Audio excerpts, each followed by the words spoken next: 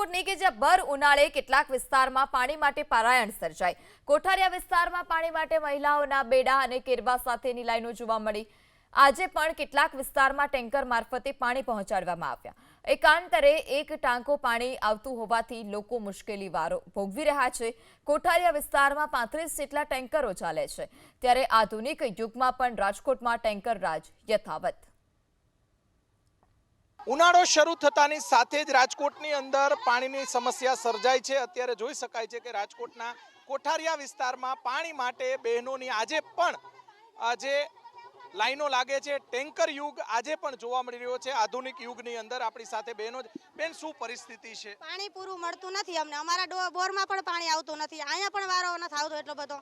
પાણી નળ આવે એવી સુવિધા તમે કરાવો પાણીમાં। પાણી અમને હાવ પાણી બોરમાં પણ નથી આવતું અને અહીંયા નળમાં પણ પૂરું પડતું નથી બધાય। પાણી ટેન્કર આવે છે, એકાત્રે પાણી આવે છે। ટેન્કર વધારવાની જરૂર છે। હા, ટેન્કર વધારવાની જરૂર છે। તમે પૂરો ટાંકો આખો દેતા જાઓ અને પાણી વધે એમ કરતા જાઓ। અમારે પાણી નથી પડતું, નાના નાના છોકરા છે અમારે, નવરા નહીં વેચાતું નથી લેવું પડતું, પણ ટાંકામાં આવતું નથી પૂરું પાણી।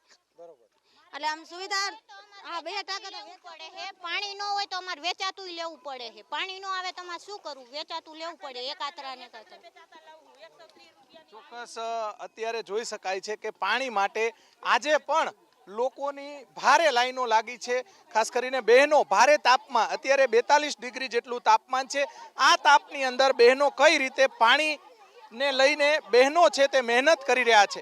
બેડા યુગ, એક તરફ મહાનગરપાલિકા સ્માર્ટ સિટીની વાતો કરે છે, ત્યારે બીજી તરફ શહેરના અનેક એવા વિસ્તારો છે કે ત્યાં બેડા યુગ જોવા મળી રહ્યો છે। આ બેડા યુગને બદલે હવે ઘરે ઘરે નળ નાખવાની જરૂર છે। જોઈ શકાય છે કે આ પરિસ્થિતિ છે। માજી, આ રોજ પાણી આવે છે? શું ત્રીજા દી આવે છે અને એક બીજી આમના મોલું કરે ભાંગી હોત જાય। હા, એક આંતરા પાણી આવે છે અને આમનામાં આટલી આ પબ્લિક ને કેટલું પીવા માણ બે હેલું મળે છે। હા, નળની વ્યવસ્થા અમારે કરવી છે। તમે શું કહેશો? નળની વ્યવસ્થા જોઈ શકાય છે કે અત્યારે બેન, તમે શું કહેશો? ભાઈ, પાણી એક આત્રા આવે, માણસ પાણી પૂરું પડતું નથી। એક દી તરસ્યા રે ભરવા જાય પાણી પીવાનું, વેસાતું પાણી લેવા જાય તો પાણી વેચાતું લેવી।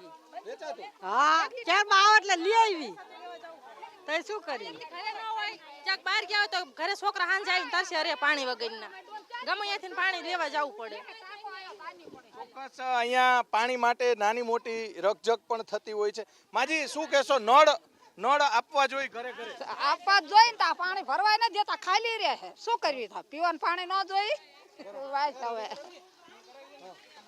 વ્યવસ્થાઓ વધારવાની જરૂર છે પાણીની। હા, પાણીના ટાંકાની ચોક્કસ અત્યારે જોઈ શકાય છે કે પાણી, પીવાના પાણી માટે લોકોની આજે પણ લાઈનો લાગે છે। એક તરફ ઘર ઘર નળની વાતો થાય છે, બીજી તરફ રાજકોટની અંદર આ જોઈ શકાય છે, આ નાની દીકરી 42 ડિગ્રી તાપમાનમાં આ રીતે જે પાણી પોતાના ઘરે પહોંચાડી રહ્યા છે। નાના નાના બાળકો, મહિલાઓ, દીકરીઓ, અત્યારે જોઈ શકાય છે કે પાણી માટે આ પરિસ્થિતિ જોવા મળી રહી છે। ઘરે ઘરે નળની વ્યવસ્થા મહાનગરપાલિકાએ સ્પેશિયલ બજેટ ફાળવી અને અલગ અલગ વિસ્તારોની અંદર નળની વ્યવસ્થા, લોકોને ઘરે ઘરે પાણી મળે તે માટેની વ્યવસ્થાઓ કરવાની જરૂરિયાત છે। કેમેરામેન શુભ આશિયાની સાથે પરાક્રમસિંહ જાડેજા, એબીપી અસ્મિતા, રાજકોટ।